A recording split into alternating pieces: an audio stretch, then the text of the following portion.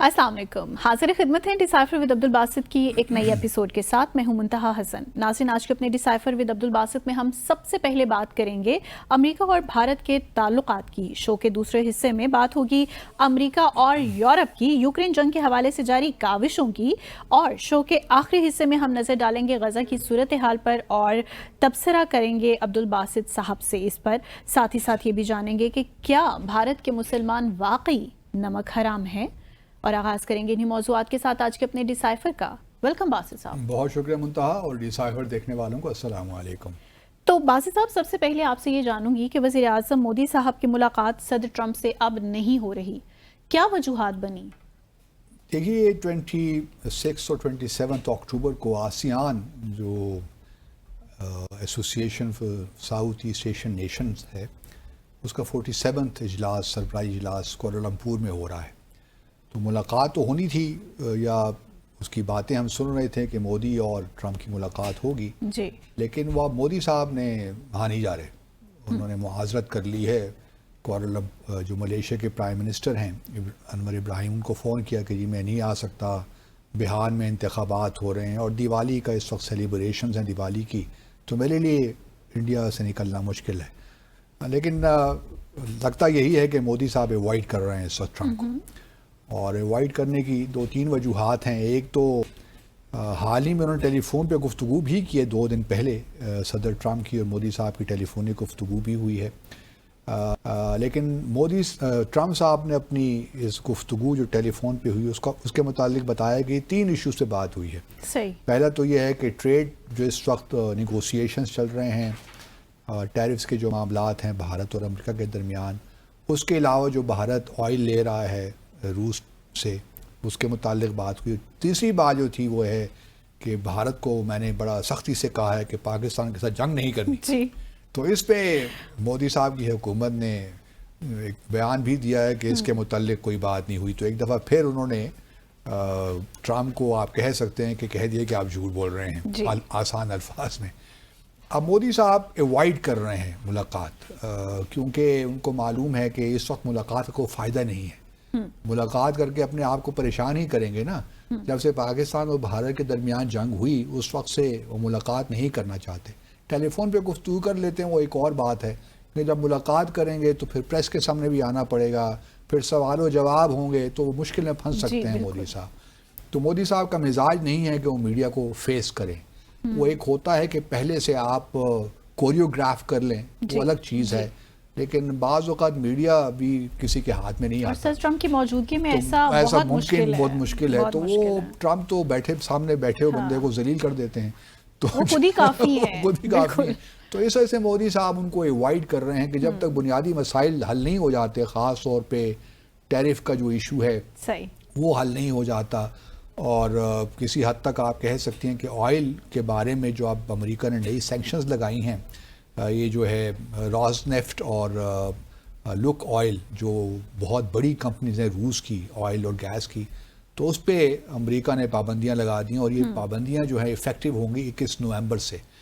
तो और ये पाबंदियां लगाई इसीलिए हैं कि भारत बहुत ऑयल ले रहा था रूस से।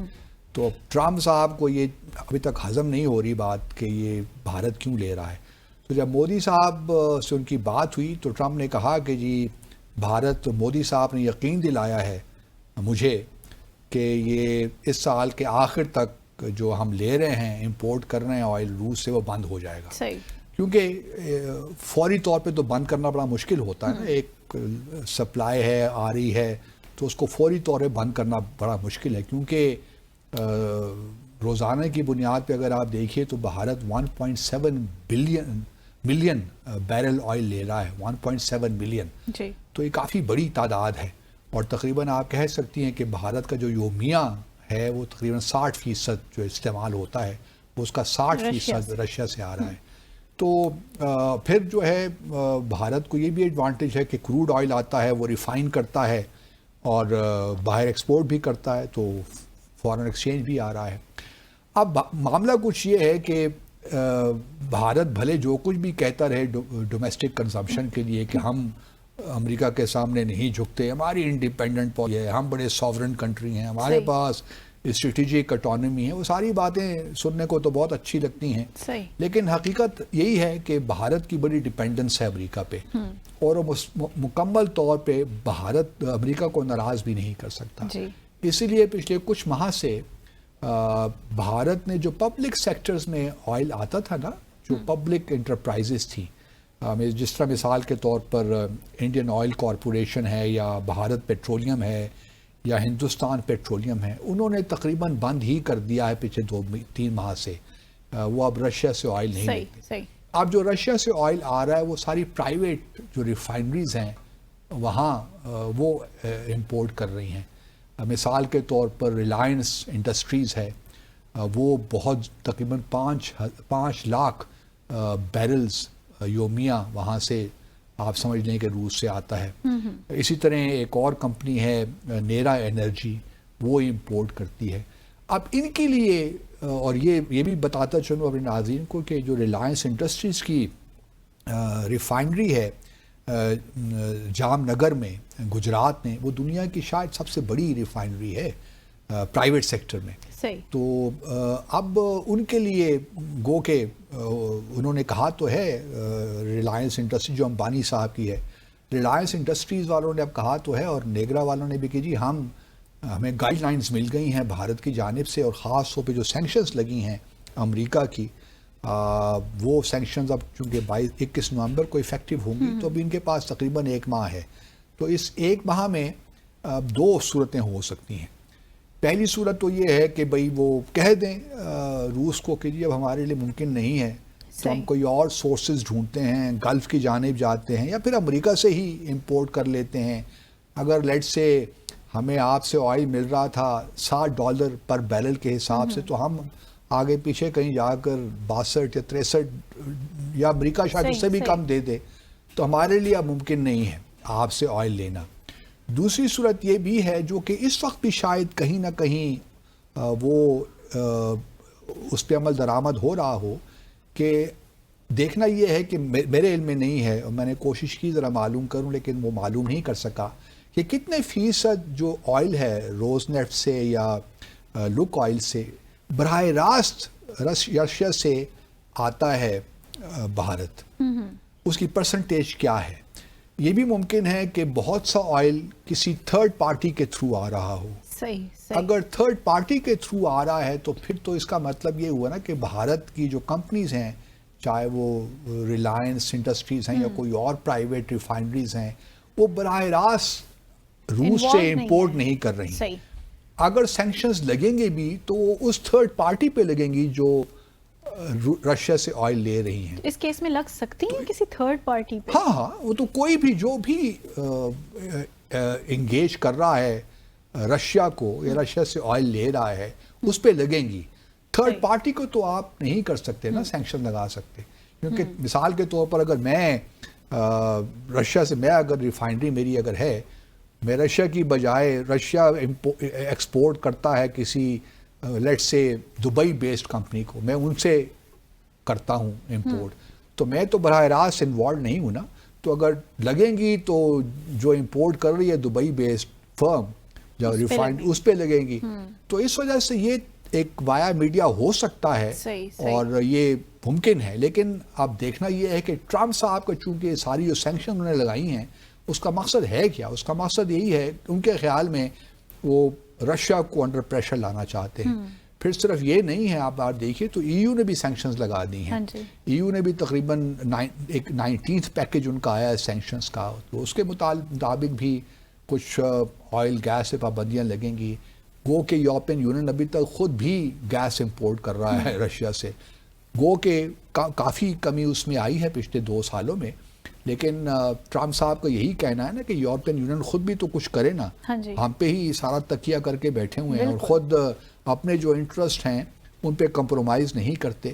اور بھارت کا بھی یہی آرگومنٹ تھا کہ آپ ہم سے پہلے تو ای یو پہ لگائیے نا سینکشنز، اور اس کے بعد چائنا جو کہ بگسٹ امپورٹر ہے، لارجسٹ امپورٹر ہے، اس پہ تو آپ لگاتے نہیں ہیں. اب چائنا کے بارے میں امریکہ صاحب نے چاند میں بڑے واضح طور پہ کہہ دیا کہ وہ ذرا کہانی ڈیفرنٹ ہے، وہ ہم دیکھیں گے، اس سے ہم آگے بات کرتے ہیں. لیکن جہاں تک بھارت کا تعلق ہے، میرا خیال ہے مودی صاحب نے صحیح فیصلہ کیا ہے.